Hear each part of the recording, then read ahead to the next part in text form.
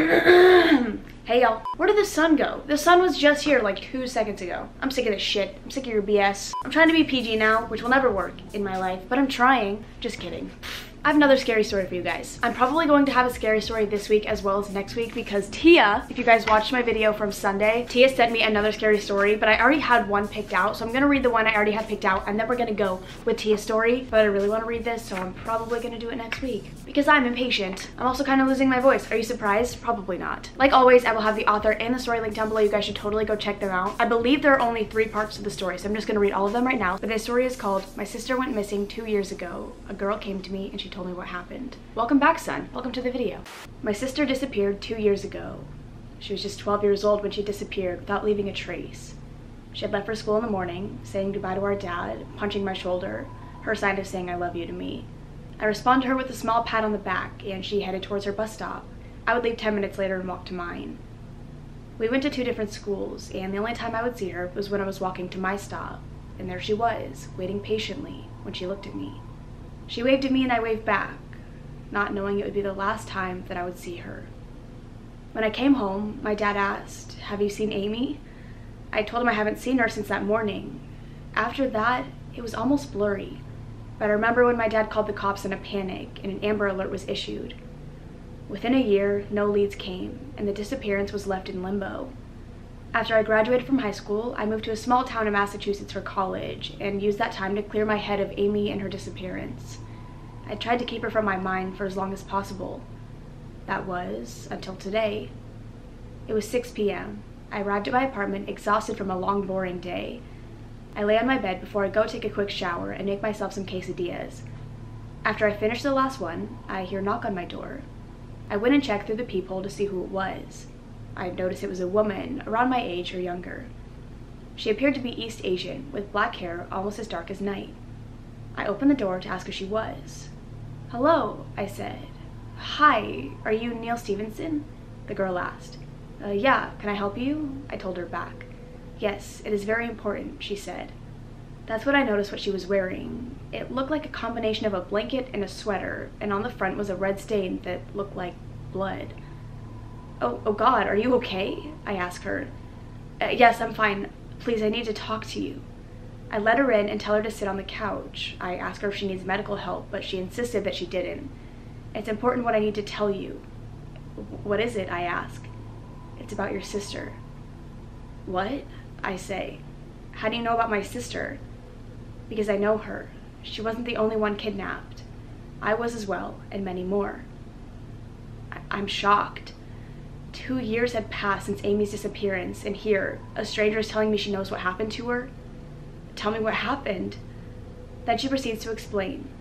"Your sister and I were kidnapped by an organization. These people kidnap young girls between the ages of 12 and 22. They spy on their target for many months, watching every move they make until they find the perfect time to kidnap them. I was waiting for my bus to pick me up and I saw a van pull up close to where I was. At first I thought nothing of it. I thought it was a repair van. Then I see it gets a bit closer to where I was, so I freak out a little bit. Then a guy in his early 20s came out. He was far away and asked the name of the street we were on. I, in a shy voice, told him the street's name, and he asked me what time it was. I went to grab my phone from my backpack, and just a matter of seconds, I felt 2 hands on my face in a cloth. I tried to resist, but within a minute, I passed out. I don't know how long I was out, but I was in the back of the guy's van. Now the van was well maintained on the outside and inside, maybe to make it blend in more with the crowd of vehicles. After waking up, I heard the guy say, "You woke up. Look, I'm really sorry for doing this, but I have no choice." After what seemed like ages of driving, we arrived at an area where there was a ferry boat. In it were a bunch of vans like the one I was in. The guy parks the van inside the ferry and tells me not to get out. After a couple more hours, we arrive at what looked like an island. The van side doors open and 2 people with masks on their face pull me out. They take me to this building where there are other girls, hundreds of them. Some seem to be in their early teens, others in their early 20s. After we're all placed in the same area, they take us to different rooms, where they strip us of all of our clothing. In those rooms, they threw us in the showers where we got scrubbed. After that, they would dry us, and they would take us to these cell-like rooms. They would each take away our clothing and leave us with nothing. Each and every one of the girls were placed in pairs, and no matter the age. I was paired with, well, your sister. The poor thing was curled up in fetal position. She lifted her head when she saw I came close to her. In a fragile voice, she said, "Did they trick you too?" "Yes," I said. "What are they gonna do to us?" she asked. "I'm not sure, but I hope it's nothing horrible," I assured her. I sat next to her and we introduced ourselves. After discovering that we love similar things, I promised her that we'll stick together and find a way to escape the island. So for the next 12 days, it consisted of us being taken to these strange labs in the facility, being medically examined by these people in hazmat suits. It was just a regular procedure, like the ones a doctor would do to you. But the thing is, they wrote something down in a notepad. I heard the one that was examining me say on the phone, "Yeah, this one is perfect for lupus." At the time, I didn't know what it meant, but I would soon find out what it meant. So on the 12th day of us being on that island, it was the first time any of the people in charge spoke to us. 3 people came into our cell. 2 guys had rifles, and the one I think was in charge had a handgun.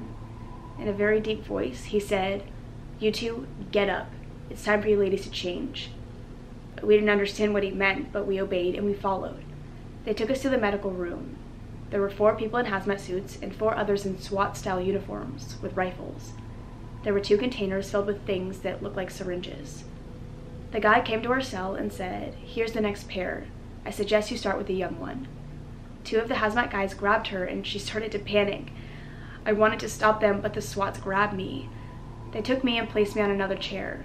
I tried to resist, but they were strong. A strange green liquid started filling the container, and the syringes pierced my skin. It hurt a lot, to the point that I lost consciousness. I don't know how long I was out, but during the time I had a nightmare where there were these strange creatures surrounding me. I went to jump at them, and that's when I woke up, and at that point I noticed that she looked very tired and exhausted. I asked her the last time she slept, and she said it had been 2 days. I told her she could tell me more tomorrow, and I offered her something to eat, since I don't think she'd eaten yet. I offered her to sleep in the guest room, which she gladly accepted, and she went straight to sleep. Before she went to bed, I asked her, "What's your name?" She replied, "Oh yeah, I never told you. I'm Emily, but you can call me Emmy." And with that, she went to sleep. After that, I quietly went to my laptop and started writing this. I know it's not much, but there will be more. I need to know what happened to my sister, and if she's still alive or not, and what they did to her. If anyone knows what this is or what it could be, please comment. I'm going to bed now. I will update when I can. See you soon. Hey everyone, it's Neil. Sorry that it took so long for me to update, but here I am, so let's get on with it. So Saturday after the previous night, I woke up thinking about what to do next. Here's what my mind was thinking. 1, there's a strange girl in my house that claims she was kidnapped along with my sister. 2, she somehow managed to escape and found where I live, but my sister did not. 3, she still needs to tell me the rest of the story. 4, there's a girl in my house. So I go to the bathroom, brush my teeth, and then I go to the guest room where Emily is staying. I knock on the door and wait for a response. Nothing. "Emily?" I ask. "Emmy, are you there?" Again, no response. I turn to leave thinking she's still asleep when I hear the door open. "Hi, good morning," Emily says to me. "Good morning. Did you sleep well?" I ask her. "Yeah, but not so much. These clothes are not comfortable." "I can get you some new clothes later. Are you hungry? I don't have much to offer, just some cereal, bread, eggs." "Cereal will be fine," she said. I served her a bowl and she devoured it like crazy. I asked her as a joke the last time she had eaten, to which she said, "The last time I ate was yesterday. The last time I had a decent meal was 4 months ago." After that, I stayed quiet, and after she finished, I went to clean and thought it was the right time to ask. "So, you never finished what you were saying," I told her. "Right, I guess I should continue." She began where she left off. After I passed out, I woke up to notice that the container was already full of the liquid, plus an oxygen mask was placed on my face. I thought for a second that I wasn't alive and thought, am I dead? Not after long I heard someone talk. "Ah, you've awoken, and no, you're very much alive." The person that talked approached my capsule and I noticed his appearance. He was a guy in his late 20s, early 30s. He was wearing a business suit and he had a wide smirk on his face. "How are you doing?" he asked me. "I hope my men haven't hurt you. They can be rough sometimes." "Who are you? And what do you want from us?" I asked the man. "Well, I guess I should answer your questions. Can you please leave us?" With his command, the scientists and guards left, and I was left alone with him. By that point, I noticed Amy's capsule was gone. He proceeded to talk. My name is Sam Houston. Yes, like the Texan governor. I'm the supervisor of this here facility, and you don't need to worry, Emily. We're not going to do anything horrible to you. We need you. How do you know my name? I asked. Oh, I know all about you. You were Emily Smith Fujita. You were born May 2nd, 2000. Your mother was Hannah Fujita, born in 1972. She moved from Japan in 1990, where she met your father, Alan Smith, born in 1970, in university. You lived in downtown Toronto your entire life. Your mother died when you were 2 years old. Your father works in human resources of Shell and has become a regional manager. I didn't even know how to react to all of that. All that he said was true, so I asked him, why do you need us? Well, you and the other girls are very important for what we're about to unleash. What is that? I asked. The future of evolution, he said. We humans have separated ourselves from our roots with nature for millennia. Now we are destroying Mother Nature and humans don't seem to care about it. Well, I believe it's time that humans get a lesson, and only other humans should help Mother Nature teach that lesson. What are you gonna do? I asked him.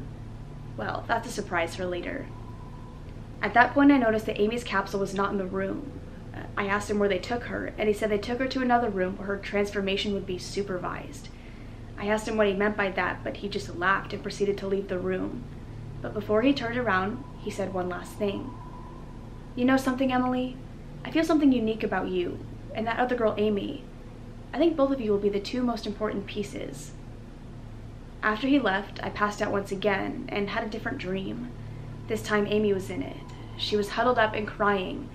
I went to comfort her, but I noticed something strange about her behavior. When I touched her back, she turned around and I noticed her teeth were sharp, and she had claws on her fingers. She jumped at me and I woke up in my cell, except Amy wasn't there. That's all I can say right now. Some things are fuzzy. I was baffled by all she was saying. I was 50-50 in believing her. And even if she was saying the truth, there was still the possibility that all this is a setup, so I decided to interrogate her. Are you telling me the truth? I asked her. I knew you were going to ask me that at some point. I am telling you the truth. The reason I'm here is that your sister told me that if any of the two was available to escape, we would search for our family and inform them.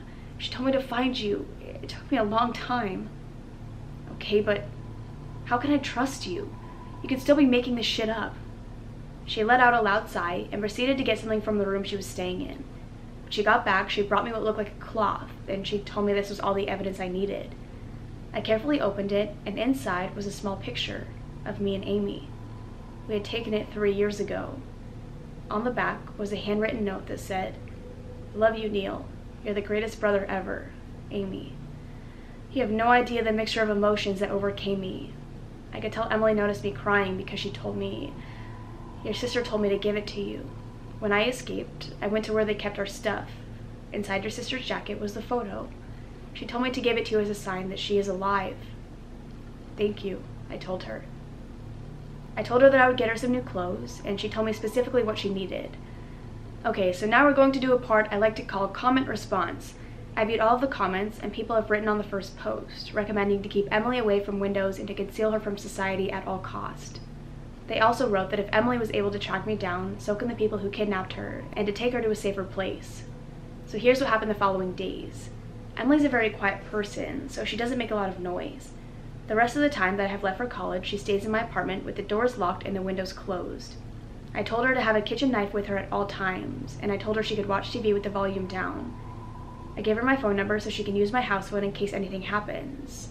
Nothing happened for the first 4 days. On day 5, however, shit hit the fan. I was riding the MBTA to my campus when I noticed there was a man wearing a suit staring at me. It felt uncomfortable, so I turned the other way to ignore him, but I still felt that he was staring at me. After a bunch of people left the train car, he stood up and sat next to me. I didn't notice it happen until he tapped me on the shoulder. "You Neil Stevenson?" he asked in a deep voice. Yeah, that's me," I said in a confused voice. "We know that you're keeping her from us. Return Emily, or we will have to use drastic measures." The guy handed me an envelope and left after the train made a stop. I placed it in my backpack, and once I arrived at my stop, I ran as fast as I could. I was nervous the entire day and almost couldn't concentrate in any of my classes. After the day ended, I rushed to my station and went like flash to my apartment. I slowly opened my door and called Emmy's name. She came, and I told her about the guy in the envelope. She was as shocked as I was. I got out the envelope and asked if we should open it. She was reluctant, but I proceeded. Inside the envelope was a letter and a couple of photographs. Hello, Neil. I'm sure Emily has told you a lot about me and my organization, hasn't she? I'm just writing you so you can understand that I don't want to cause any trouble. I just want my property back. Send her to the address that I have written down. In exchange, we will give you $300,000 and leave you alone, and maybe you'll see your little sister Amy, but I won't guarantee it. However, if you refuse my offer, well then, we don't want to kill your poor sister or father, so make up your mind. Sincerely, Sam. P.S. We are always watching. The photographs were pictures of my father in his home, just doing regular stuff. On every photograph was written, 3 days or we blow his brains, S.H. I couldn't believe it. The bastard tracked down my father and he's putting his life at stake. Oh God, what have I done? Emmy said. You did nothing. The bastard is the cause of this, and we're gonna take matters into our own hands, I told her. But how? She asked. I proceeded to head to the window and observe the street, and just as I imagined, 3 black vehicles were parked near my apartment. Standing near one of them was the guy I saw on the train.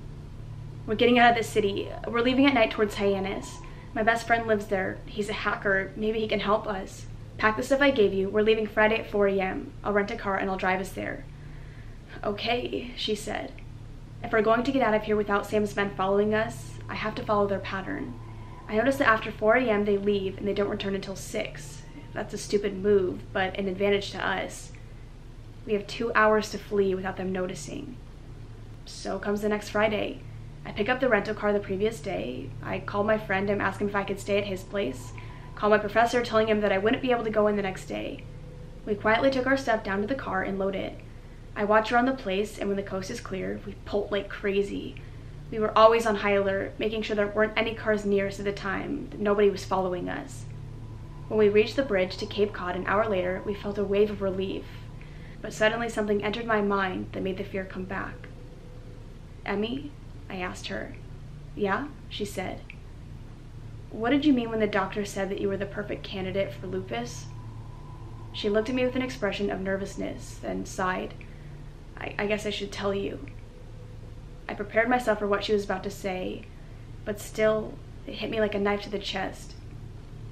I'm not fully human anymore. What do you mean by that? I asked Emmy. You heard me. I'm not fully human, she said. That still doesn't answer my question, I told her. I can't exactly explain what I am. I don't even know what I am. I'd woken up in a cell, but Amy was nowhere to be found. One of the things I noticed that changed about me was that I could see better in the dark. The cell where they kept us was really dark, except for a window on the wall and the window on the door. I could see the corners of the room crystal clear. Secondly, I could hear more.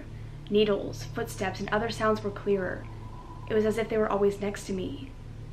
The third was my behavior. I would start acting like a dog. I would get excited every time somebody would pass by. Then came the meat.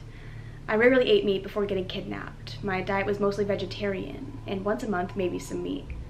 However, after the day I encountered Sam, they started feeding me raw meat.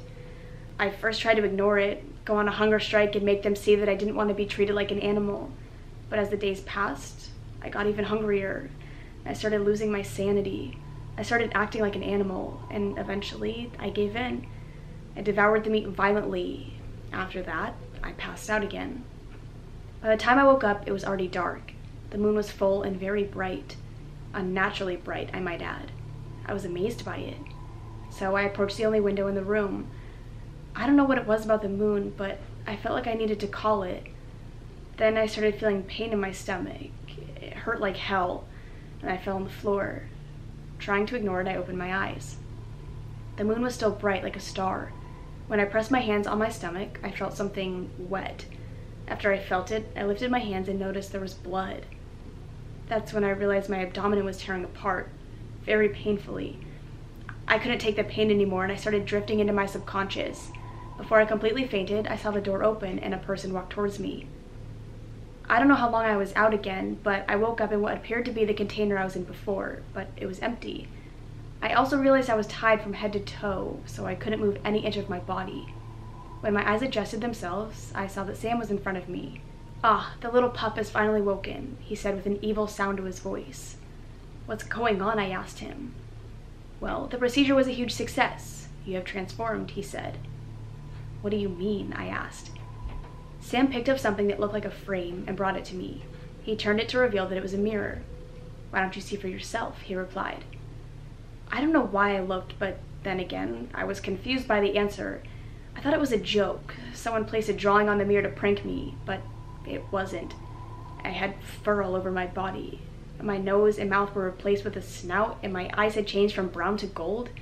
My hands, feet, and nails were replaced with paws and claws. I wanted to scream and cry, but I resisted. I wasn't me anymore. What happened to me? Those are the only words that came out of my mouth. Well, it's the new you.